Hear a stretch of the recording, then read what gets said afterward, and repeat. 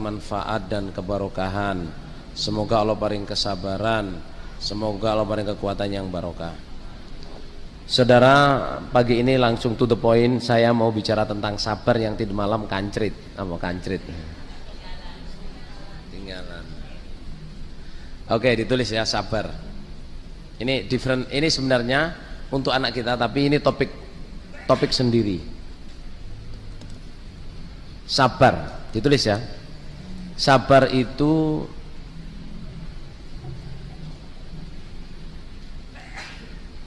berpegang teguh pada kebenaran. Sabar itu berpegang teguh pada kebenaran dalam keadaan apa saja. Dalam keadaan apa saja. Itu ya, dalam keadaan senang, dalam keadaan sedih, dalam keadaan longgar, dalam keadaan sempit, dalam keadaan banyak uang, dalam keadaan tidak banyak uang, dalam keadaan karirnya menanjak atau dalam keadaan karirnya turun. Itu namanya sabar.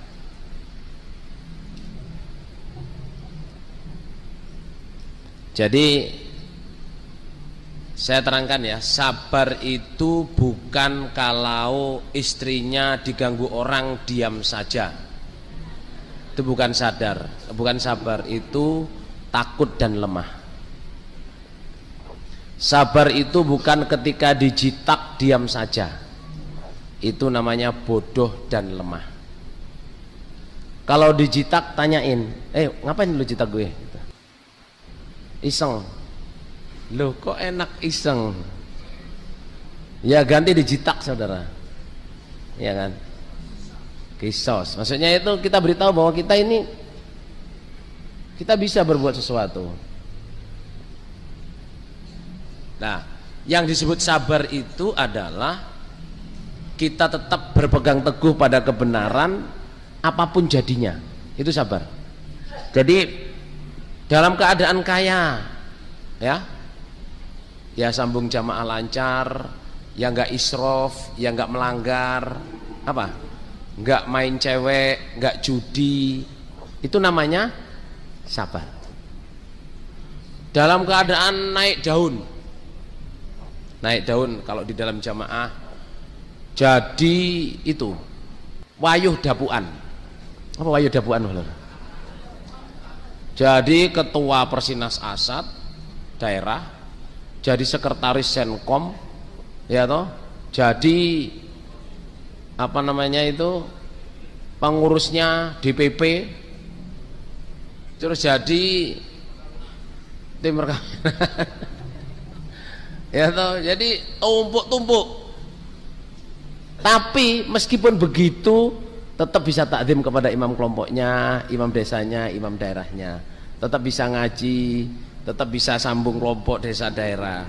Itu namanya sabar. Atau dalam keadaan parah, berat, ya nggak punya duit, istrinya hamil, anaknya sakit, kos-kosannya habis, itu saudara bisa budak itu saudara. Gimana Lur? Bisa budak itu. Itu tetap ya waktunya ngaji ya ngaji, waktunya sambung jamaah ya sambung jamaah, waktunya itu namanya sabar. Cari jalan keluar. Ada satu cerita di Surabaya tahun 88.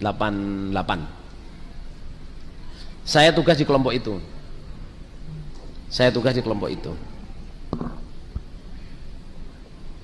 Ada satu keluarga jamaah itu di kelompok saya, yang kalau datang ke masjid itu ya bersih, rapi, pembelaan, infak. Satu saat itu nggak sambung sampai hampir minggu kedua. Lah alhamdulillah di situ yang saya tugasin itu ada imam daerah yang ikut sambung. Ada imam daerah yang sambung. Lah imam daerahnya ini ngajak imam kelompoknya, kita terobosin, kok nggak ngaji orang ini, kenapa? Sorry, hampir 2 minggu nggak sambung sih, hampir 2 minggu nggak sambung. Pokoknya minggu kedua didatengin. Saudara tahu nggak, habis asar datang ke sana itu, ke rumah orang itu di kota Surabaya yang metropolitan, saudara. Orang ini itu rumahnya cuman dari kayak bambu itu loh, gedek. Terus nggak punya, lantainya itu tanah, cuman plastik. Ada ruang depan, ruang tengah, dapur, tok. Nggak punya kursi, cuman plastik. 3 anaknya itu berbaring di atas plastik di ruang tengah itu, sakit. Orang nggak mampu sama sekali. Orang nggak mampu sama sekali.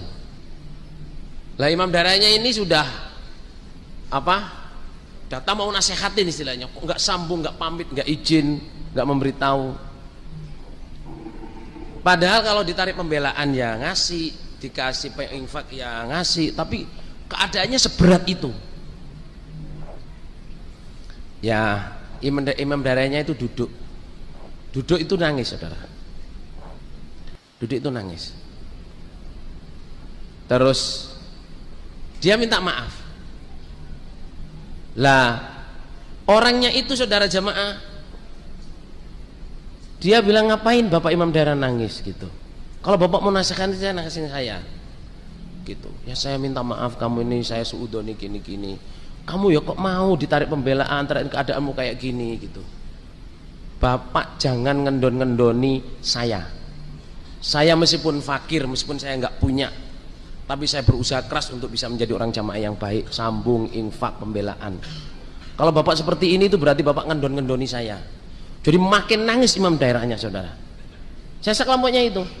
Akhirnya nggak selesai jamaah ya, saya ngelihat itu ya ternyuh sekali, saudara jamaah. Akhirnya imam daerahnya pulang, sak kelompok, sak desa itu diperintahkan untuk bangun rumah orang itu.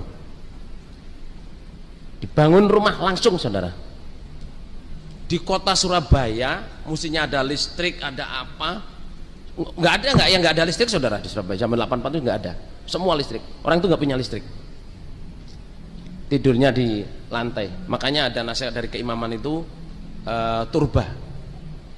Imam-imaman itu suatu turba, karena beliau cerita ke Pak Dhohir zaman pertamanya keimaman Pak Dhohir. Nah, di situ saya itu melihat jamaah ketabahan, kesabaran seseorang diberi hidayah oleh Allah, begitu menjaganya. Kan ada qasdan fi ginin wa tajammulan fi faqih. Akhlaknya orang iman di khutbah itu qasdan fi ginin wa tajammulan fi faqih. Kaya sedengan, ya. Kalau kaya sedengan, terus berhias dalam keadaan melarat. Artinya meskipun tidak mampu, tidak menampakkan ketidakmampuannya. Jadi ora pamer melarate, sambung bajunya sengaja sobek. Loh kok sobek? Melarat. Itu namanya pamer melarat. Melarat sombong, yaitu melarat. Loh ada kan hadisnya itu, yang paling dibenci Allah adalah orang yang fakir dan sombong. Kita ini termasuk fakir, saudara. Gimana bagi lur? Antumul fuqara'u ilallah, kamu itu orang yang fakir kepada Allah. Tapi kebanyakan kita di masjid ini sombong. Ayo, berapa jamaah tadi malam yang sholat malam doa? Padahal perlunya banyak, perlu mantu, perlu nikah, perlu lulus sekolah, perlu cari kerja, perlu bikin rumah, perlu haji, perlu umroh. Ayo, siapa yang nggak perlu di sini? Nggak perlu kan? Seberapa banyak kita minta? Berapa jamaah di sini yang semalam sujud? Kemarin sujud lama sekali kepada Allah, memintakan keperluannya. berarti kita ini orang yang fakir dan sombong. Krasa apa ora iki, Lur?